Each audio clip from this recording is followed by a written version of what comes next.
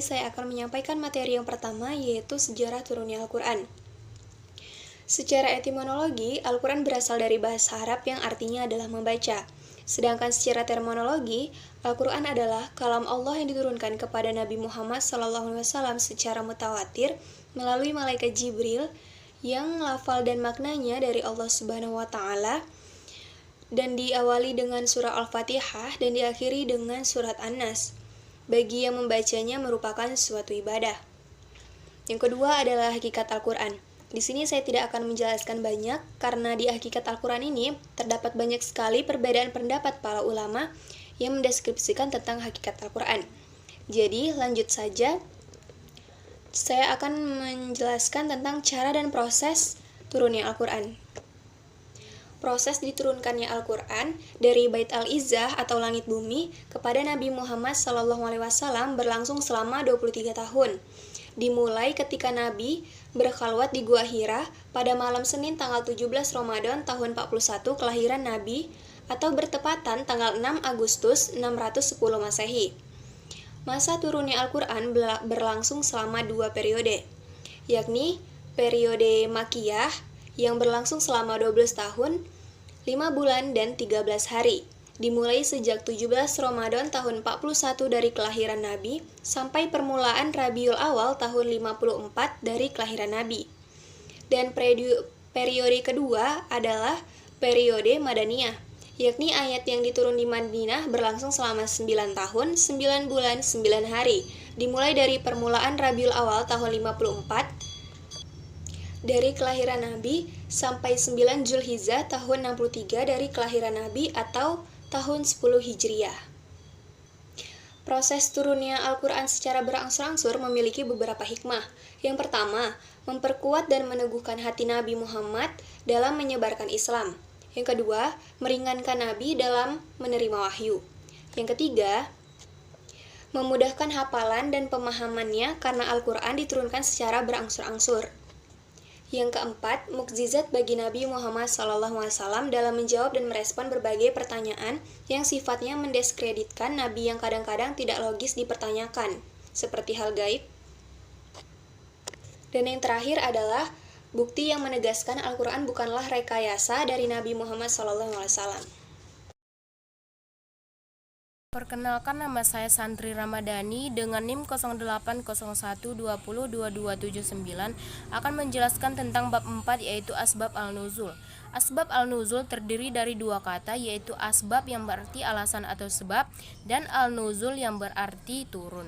Menurut Al-Katan, Asbab Al-Nuzul adalah peristiwa yang menyebabkan turunnya Al-Quran, baik berupa kejadian maupun pertanyaan yang diajukan kepada Nabi Muhammad SAW. Yang kedua adalah faktor-faktor terjadinya asbab al-nuzul. Yang pertama adalah peristiwa yang terjadi disebabkan kasus pertengkaran, kesalahan serius, cita ataupun keinginan. Sebagaimana Allah berfirman dalam Quran surah Ali Imran yang berbunyi, A'udzu billahi minasyaitonir rajim.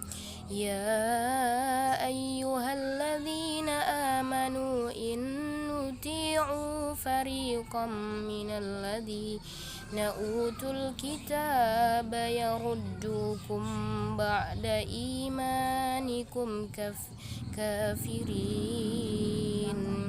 Hai orang-orang yang beriman, jika kamu mengikuti sebahagian dari orang-orang yang diberi Alkitab, niscaya mereka akan mengembalikan kamu menjadi kafir sesudah kamu beriman.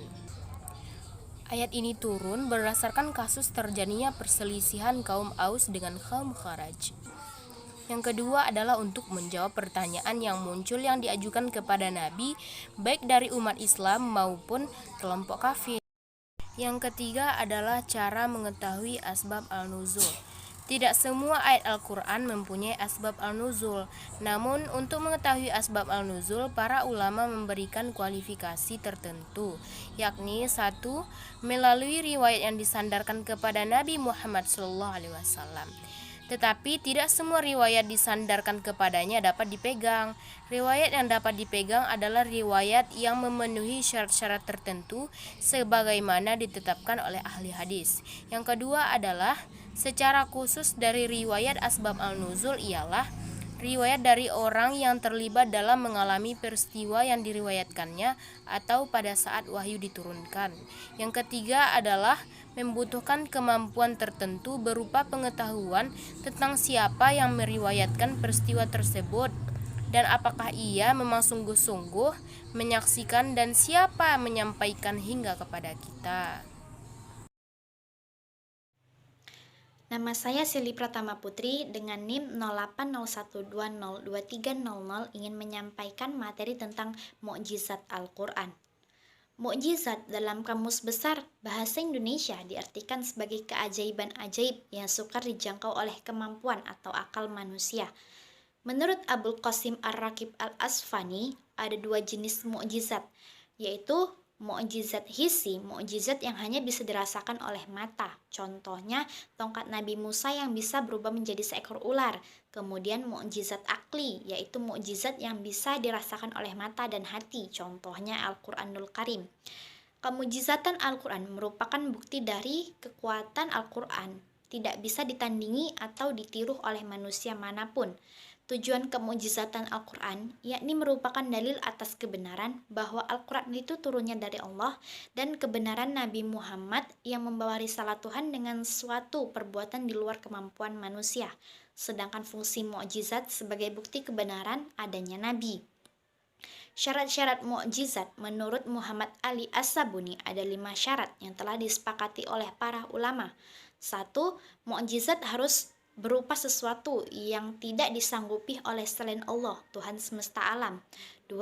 Tidak sesuai dengan kebiasaan atau berlawanan dengan hukum alam. 3. Mukjizat berupa hal yang dijadikan saksi oleh seorang yang mengaku membawa risalah ilahi sebagai bukti atas pengakuan risalahnya. 4. Terjadi hanya kepada Nabi. 5. Tidak ada seorang pun yang bisa menandinginya. Perlu diketahui, mukjizat berbeda dengan sihir, dukun, dan sejenisnya. Mukjizat dimiliki oleh Nabi dan diturunkan langsung oleh Allah Subhanahu wa Ta'ala, sedangkan sihir, dukun, dan sejenisnya itu termasuk kepada kemampuan atau kelebihan seseorang yang ditunjukkan sebagai kehebatan, dan itu termasuk kepada syirik. Perkenalkan, nama saya Romauli, NIM 0801203326. Di sini saya akan menjelaskan tentang munasabah. Munasabah secara etiologi diartikan dengan kedekatan, persahabatan, hubungan, persesuaian, pertahuan, kecocokan, dan kepantasan. Kata munasabah juga sinonim dengan kata-kata muqarabah dan al-musyaqalah yang berarti berdekatan. Yang kedua, membagikan munasabah. Munasabah bersifat ijtihad, artinya pengetahuan tentang ditetapkan berdasarkan ijtihad karena tidak ditemukan riwayatnya, baik dengan Nabi maupun para sahabat.